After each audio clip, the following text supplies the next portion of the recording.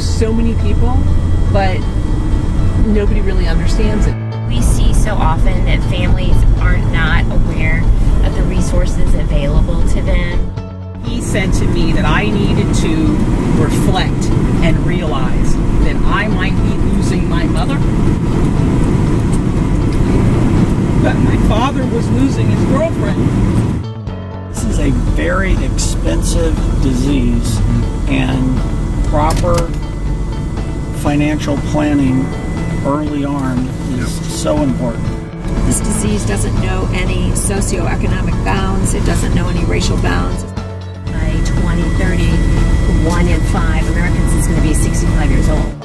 I think organizations and systems are going to have to collaborate to make access to care more effective. It's okay to say what you're saying. It's okay to feel what you're feeling, because guess what? I have heard that before from another person. Housing stock is aging.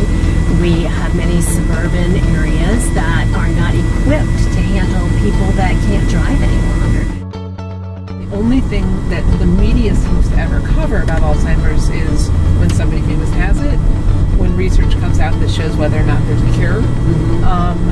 And every now and then stories about, somebody coping with the diagnosis.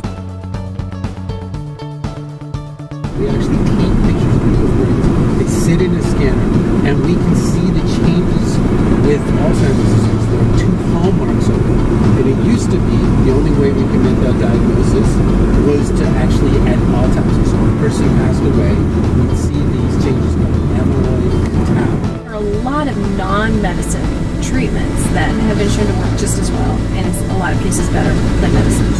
Now we can actually see these changes when an individual is living. So they can be alive, they can do everything they want to be doing. But we can already start to see these changes very early on. They took that and reminiscence and other things that have been studied for dementia care and put it all together and made it a fun, social environment. And so this program is available. And we're doing a lot of it here in Missouri. The care consultation is really nice because we get to lay out for them a plan. And I think just talking to families, that's what they wish they would have had in their experiences. We wish we would have known what we didn't know, how long this disease is going to last, how expensive it is, especially things like just as basic in my everyday as how do you pay for long-term care? So we always want to work with the association and with anyone to increase awareness of resources that families and caregivers are not alone when they go through this. If you sit down with somebody like me, I will walk you through it. And I won't tell you what to do. I'm going to tell you what your options are. Partnership is going to be key for a lot of these.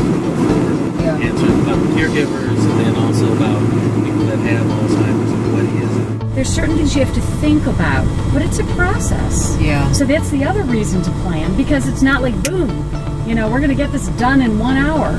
This should be a process.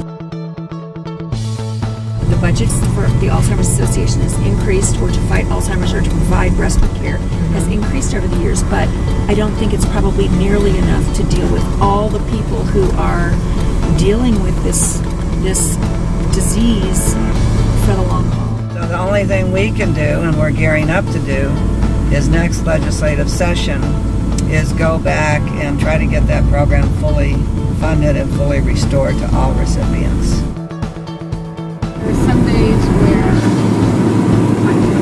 the more I accept it, the better I am. He was kind of in denial for a while, and it was hard on the rest of us because we could see something was happening, but it's hard to make that connection. Yeah. And then there's other days where I just cry because it just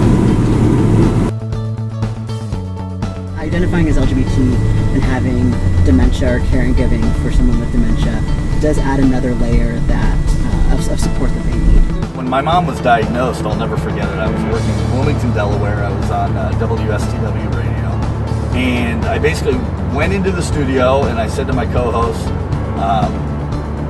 at 7:30 we're going to talk about my mom's diagnosis with Alzheimer's. And she was shocked. She was like, what? And I said, my mom got diagnosed yesterday.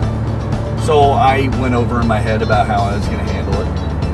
and I had a conversation, and I basically got to my mom, and then I just broke down in tears. It's difficult because a lot of times, I think for any caregiver, it's hard to seek out help. Yeah. A care consultant would be able to spend basically as long as needed on the phone and answer as many questions or help with whatever the issue is at that point in time. And then a lot of the times they will then ask, could I have someone else follow up with you to just check in? And that's where we might become involved. And then call the person either the next day or the next couple days to check in and see how they're doing and to kind of provide that extra follow-up. Some of them have grandparents or parents who have, Alzheimer's, but they may not know what to look for or what have you. So they need to know the signs, but then they need to know too that it's nothing to be afraid of. You're not in this alone. That's what we're here for. Just call us.